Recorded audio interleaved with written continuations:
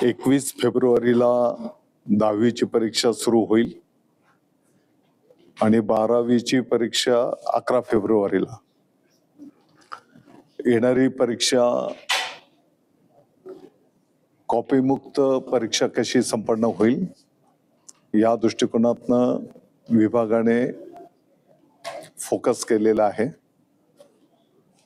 सर्व विद्यार्थ्यांना मी परीक्षेच्या संदर्भामध्ये शुभेच्छा देतो आणि शुभेच्छा देत असताना आता ही कॉपीमुक्त परीक्षा होणार आहे आणि म्हणून त्यांनी जास्तीत जास्त अभ्यास करावा असं पण मी त्यांना आवाहन करतो. 15 मेला या परीक्षेचे निकाल अपेक्षित आहेत. आता अनेक विषयांवर आमची चर्चा झाली. काही पॉलिसी डिसिजन्स आहेत, काही छोटे निर्णय आहेत, तर आयुक्त महोदय, संचालक महोदय ते करतील. काही पॉलिसी डिसिजन आहेत, आम्ही वरिष्ठ पातळीवर ते नेऊ. येणाऱ्या काळामध्ये विभागाचा जो अजेंडा असणार आहे त्याच्यामध्ये प्रामुख्याने आपल्या महाराष्ट्राचं जे राज्यगीत आहे, गरजा महाराष्ट्र माझा, राष्ट्रगीताच्या नंतर सर्व माध्यमांच्या शाळेमध्ये ते गायलं गेलं पाहिजे. असा ऑलरेडी नियम आहेच, परिपत्रक आहे, परंतु त्याचं प्रभावी अंमलबजावणी झाली पाहिजे. त्याच्यासोबतच सर्व माध्यमांच्या शाळेमध्ये मराठी भाषा हा जो विषय बंधनकारक आहे त्याचीही प्रभावी अंमलबजावणी झाली पाहिजे. या संदर्भामध्ये विभाग लक्ष घालेल, त्याची प्रभावी अंमलबजावणीच्या दृष्टिकोनातनं जाणीवपूर्वक लक्ष दिलं जाईल. साधारणपणे लाखाच्या पुढे शाळा आहेत, 1ली ते 12वी. 2,10,00,000 विद्यार्थी संख्या आहे. 7.5 लाख शिक्षक बंधू भगिनी आहेत आणि म्हणून हे जे 2,10,00,000 विद्यार्थी आहेत यांना विद्यार्थी केंद्रित गुणवत्तापूर्ण आनंददायी शिक्षण कसं मिळेल हा विभागाचा अजेंडा असणार आहे.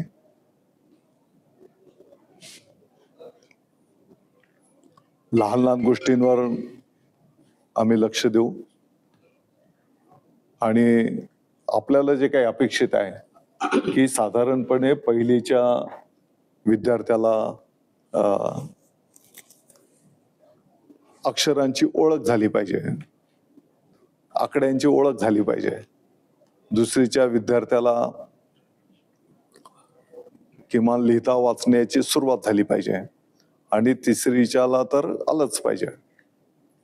तर या दिशेने आपल्याला जायचं आहे. ते जात असताना त्या विद्यार्थ्यांची आरोग्याची पण काळजी विभाग घेईल. मग तिथले स्वच्छतागृह पण चांगले असले पाहिजेत, जिथे भोजन तयार होतंय ते रूम्स पण चांगले असले पाहिजे. कोणकोणत्या माध्यमातनं आपण शाळेंचा विकास भौतिक दृष्टिकोनातनं साध्य करू शकतो याचा पण एक अजेंडा आम्ही तयार करायला घेतलेला आहे की जेणेकरून टप्प्याटप्प्याने आधी एक तालुका पातळीवर काही शाळा आपण चांगल्या करूया आणि मग इतर शाळेंमधला आपण एक वर्ग आधी चांगला करूया की त्याचा लाभ इतर विद्यार्थ्यांना पण त्या ठिकाणी मिळू शकेल. म्हणजे कमी वेळेमध्ये एनलार्ज विद्यार्थ्यांना, जसं आता माध्यम आहेत, काही ठिकाणी आपल्याला मोठ्या ज्या शाळा आहेत तिथे वाचनालय असेल, प्रयोगशाळा असेल, डिजिटल क्लासरूम असतील, अशा परिपूर्ण काही मॉडेल शाळा आपल्याला करायच्या आणि काही शाळेमध्ये एक वर्ग तो त्या पद्धतीने करायचा की जेणेकरून एनलार्ज विद्यार्थ्यांना त्याचा फायदा होऊ शकेल. पुढचं आर्थिक वर्षाचं नियोजन या दिशेने विभागाच्या वतीने विनंती केली जाईल. जी काही शिक्षक भरतीची प्रक्रिया आहे, टप्पा 2 तो लवकरच सुरू करण्यात येईल. त्याच्या आधी काही शाळेंचे काय बोलतो आपण संच मान्यता ते पडताळणी, त्याचा एक विहित कार्यक्रम विभागाने घोषित केलेला आहे आणि त्याप्रमाणे मग जे काही रिक्वायरमेंट व्हॅकंट पोस्ट असतील त्या पद्धतीने मग हे शिक्षक पाठीमागच्याच काळात जे काही निर्णय निवड झालेली आहे त्याप्रमाणे विभाग पुढे जाईल. येणाऱ्या काळामध्ये आपले जे काही शिक्षक बांधव असतील किंबहुना काही अधिकारी कर्मचारी यांचं शाळाबाह्य काम कसं कमी करता येईल याही संदर्भामध्ये एक समिती गठीत करण्यात आलेली आहे. काही ठिकाणी असं पण होतं की एकच माहिती 3-3 वेळेस द्यावी लागते, तर ते काम कसं कमी करता येईल. काही काम ई माध्यमांच्या माध्यमातून तो डाटा जर दिला तर तो एकदा उपलब्ध असला तर परत परत मागण्याची आवश्यकता पडणार नाही.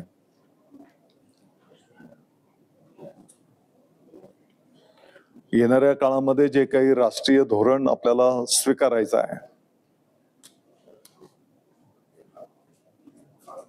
त्याच्यामध्येही अनेक तज्ञांचं मनोगत आम्ही जाणून घेतो आहोत, पालकांचंही मनोगत घेतो आहोत. ज्या शिक्षक बांधवांनी नाविन्यपूर्ण उपक्रम कार्यक्रम केलेले आहेत त्यांचं पण मनोगत घेत आहोत. जसं आता स्पर्धेचं युग बोलतो आपण, CBSE पॅटर्नच्या कडे पालकांचा मोठा ओढा असतो, तर त्याच्यातलं जे चांगलं असेल ते आपण आपल्या राज्यासाठी पण घेणार. आता CBSE पॅटर्न मध्ये देशाचा इतिहास आहे, तर आपल्याला इतिहास आपल्या राज्याचा घेत असताना राज्याचा इतिहास घ्यावा लागेल, त्याला जास्त हायलाइट करावा लागेल. तर असे काही बदल त्या ठिकाणी करून साधारणपणे येणाऱ्या 25-26 मध्ये पहिलीला आपण CBSE पॅटर्न सुरुवात करूया आणि हे वर्षभर याच्यावर पुढच्या 26-27 मध्ये 2 स्टेज मध्ये आपण CBSE पॅटर्न पूर्ण आपल्या राज्यामध्ये त्याचा अंमलबजावणी करू आणि त्या शिक्षणाच्या दृष्टिकोनातून हे वर्षभर शिक्षकांना पण आपल्याला मग काही प्रशिक्षण ट्रेनिंग असं देऊन तयार करावं लागेल, ते पण केलं जाईल. मग त्याच्यामध्ये ते करत असताना अनेकांनी चांगल्या सूचना केलेल्या आहेत. कृषीच्या विषयी थोडं प्राथमिक स्वरूपाचं ज्ञान, जसं यापूर्वी आपण परसबाग करायचो, तर त्याला थोडं आणखी विस्तृत प्रमाणात कसं जाता येईल. कलेच्या संदर्भात काही आपल्याला ऍड करता येईल का. स्पोर्ट्सवर पण थोडंसं लक्ष केंद्रित करायचं आहे.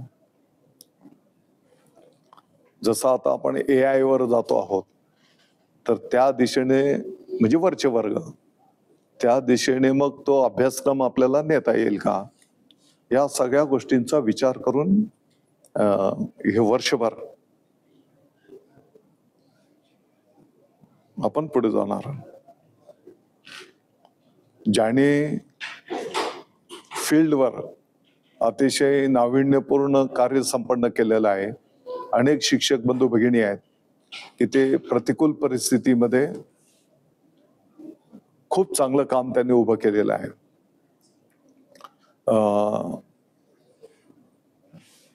अधिकारी आहेत, तिथल्या पालक संस्था आहेत की ज्याने खूप चांगलं काम केलेलं आहे. अनेक सेवाभावी संस्था आहेत की त्या हे शिक्षणाचा विषय केंद्रित करून सेवा करतायत. अनेक शैक्षणिक संस्था पण आहेत, काही शाळा व्यवस्थापन समिती आहेत, अधिकारी आहेत. तर येणाऱ्या काळामध्ये शक्यतो फील्डवर त्याने काय चांगलं कार्य केलेलं आहे ते विषय फोकस करून त्यांचा सन्मान केला जाईल. यापूर्वीच्या पण चांगल्या योजना त्यांना पुढे नेलं जाईल.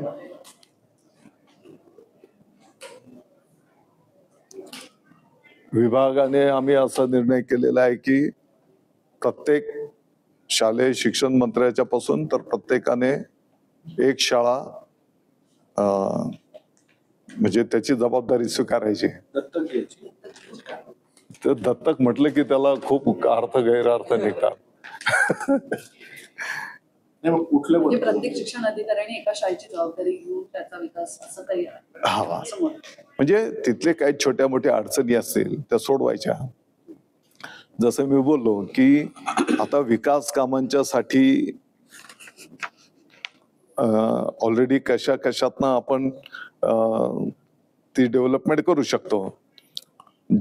जिल्हा नियोजन समिती, डीपीडीसी, तिथनं काही फंड्स आपल्याला मिळू शकतील.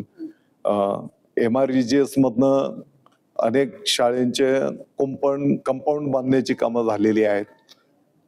तर हे मॉडेल शाळा करताना ते काम त्याच्यातनं आपल्याला करता येईल.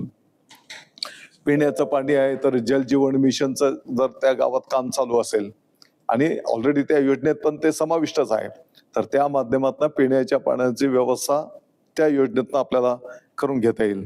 14वा 15वा वित्त आयोग आहे, जिल्हा परिषदचा शेत निधी आहे. काही स्पोर्ट्सचे इक्विपमेंट लावायचे असतील तर क्रीडा विभागाच्या माध्यमातून आपण त्यांना विनंती करू शकतो. काही स्थानिक पातळीवरचे लोकप्रतिनिधी असतील, आमदार महोदय, खासदार महोदय, त्यांना पण विनंती करून काही निधी आपण त्यांना सांगू शकतो. जसं मी बोललो की अनेक सेवाभावी संस्था आहेत की ते स्वतःहून तिकडे शिक्षणाचे कार्य संपन्न करतायत, त्यांनाही विनंती करू शकतो. समाज कल्याण आहे, आदिवासी विकास विभाग आहे आणि लोकसहभाग. जोपर्यंत स्थानिक पातळीवरचे नागरिकांच्या शुभेच्छा, आशीर्वाद, म्हणजे नुसता शिक्षणाचाच विषय नाही, कोणताही विषय असू देत, त्यांच्या जोपर्यंत इन्व्हॉल्वमेंट असत नाही तर तोपर्यंत तो कार्यक्रम यशस्वी होऊ शकत नाही. आणि म्हणून लोकांचा सहभाग पण आम्ही तिकडे विनंती करणार आहोत.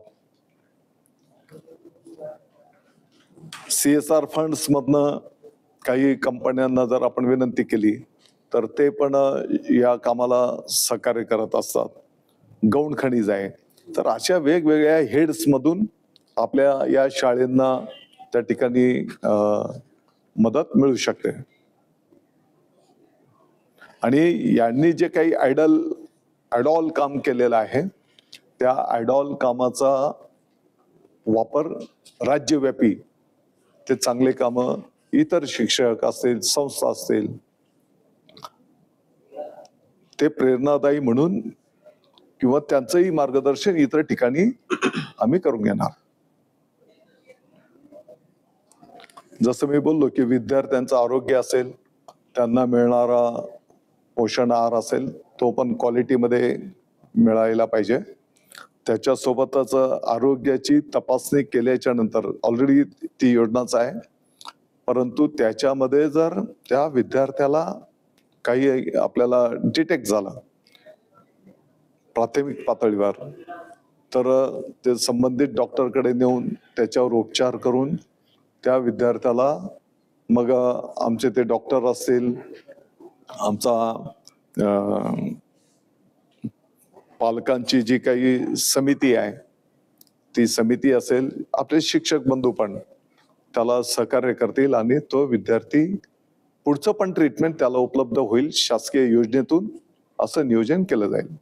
चालू वर्षाला आपण पहिलीला करायला जातो आहोत. पुस्तक हो, पण त्याबद्दल पहिलीच. एनसीआरटीच्या धर्तीवर सगळं. हो, पहिलीच. आणि शाळा आणि येणाऱ्या वर्षभर आपण 2 टप्प्यांमध्ये, म्हणजे पुढच्या वर्षाला 26-27, बरोबर, 26-27 ची तयारी 25-26 मध्ये करणार.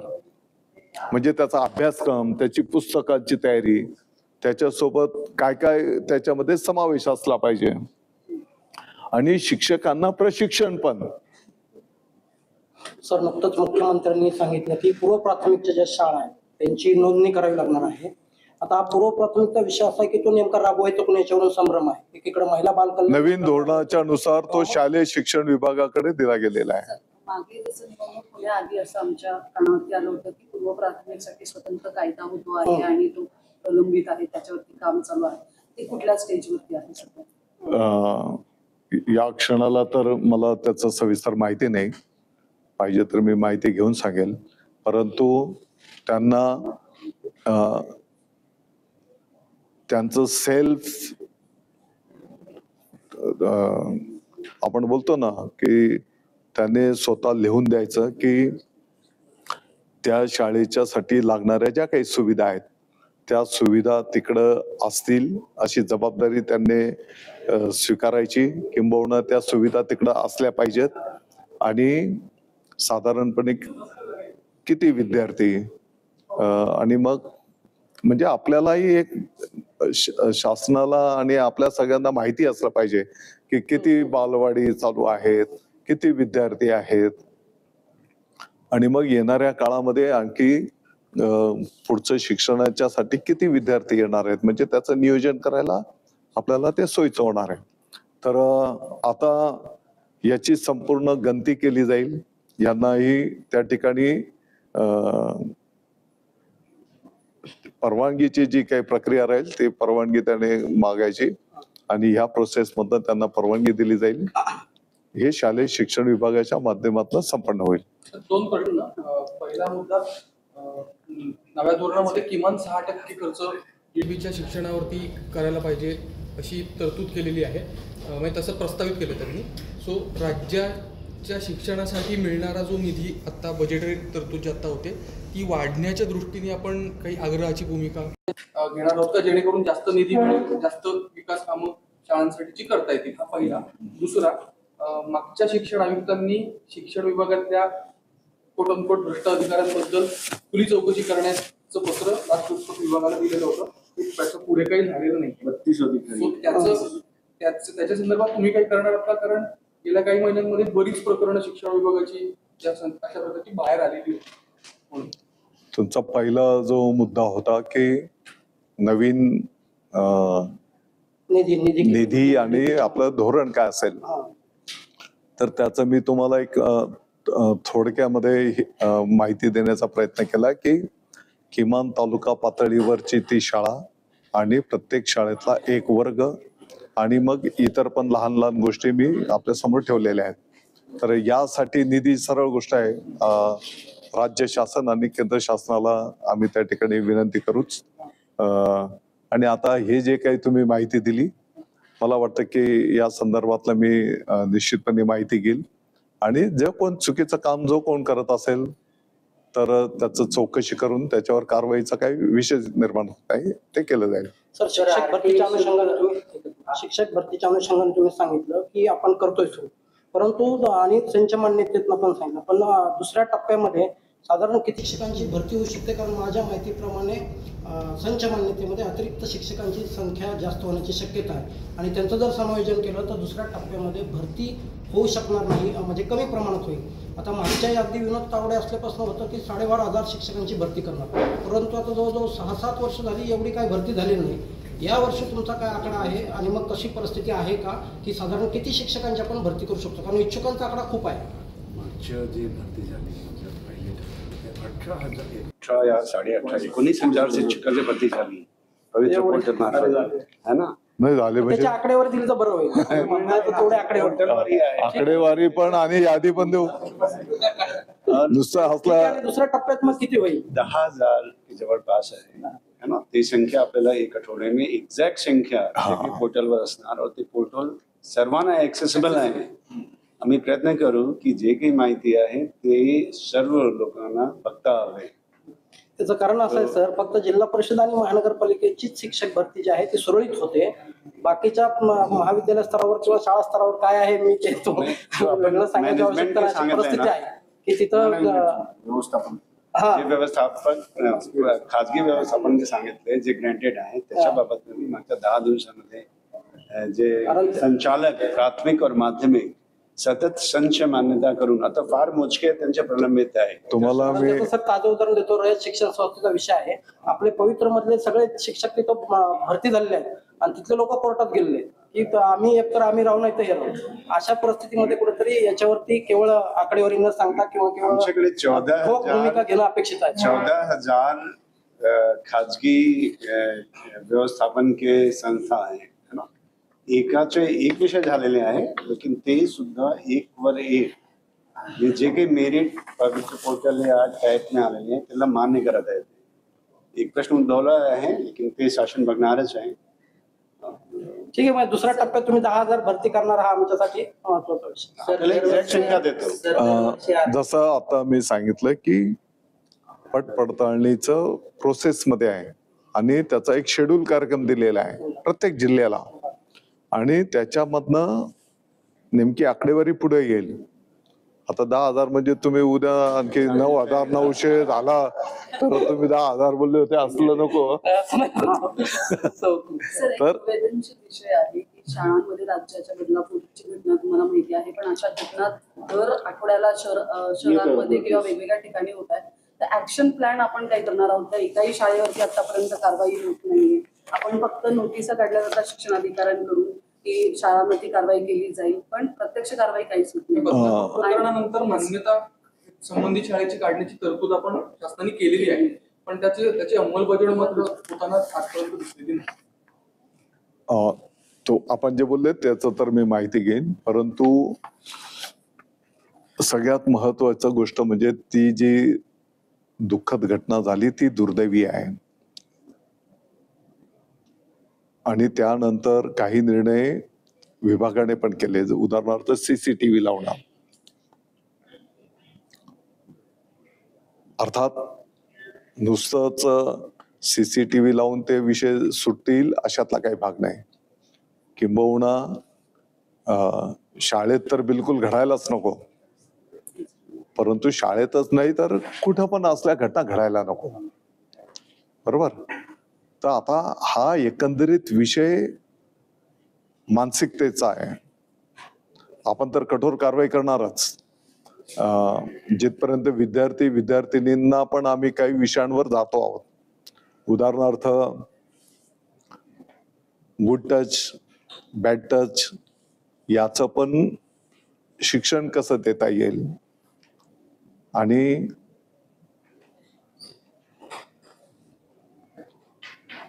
एक मानसिकता पण आपली विद्यार्थ्यांची चांगली कशी आपल्याला देशप्रेमाची निर्माण करता येईल आणि उद्याचा तो आपल्या भारताचा नागरिक आहे. हे खूप मोठे मोठे शब्द आहेत, परंतु या दिशेने आपल्याला जायचं आहे. मला माहिती आहे हे एका दिवसात याच्यात होणार पण नाही, परंतु आपण सगळे मिळून मला वाटतं की खारीचा वाटा जर केला तर काही ना काही चांगलं निश्चितपणे होईल. सर आपली गुड टच पॅकेज इथे येण्याच्या पूर्वी आम्ही महानगरपालिकेची शाळा क्रमांक 52 ना हा त्या शाळेला भेट दिली. विद्यार्थ्यांची 26 जानेवारीची तयारी चालू होती, म्हणजे काय सांगून नव्हतो गेलो असं. हा आणि तिथलं स्वच्छतागृह पण चांगलं होतं. आमच्या ऑलरेडी इथे ड्राईव्ह ऑलरेडी सुरू झालेले आहेत, तर चांगलं होतं. विद्यार्थ्यांचं पण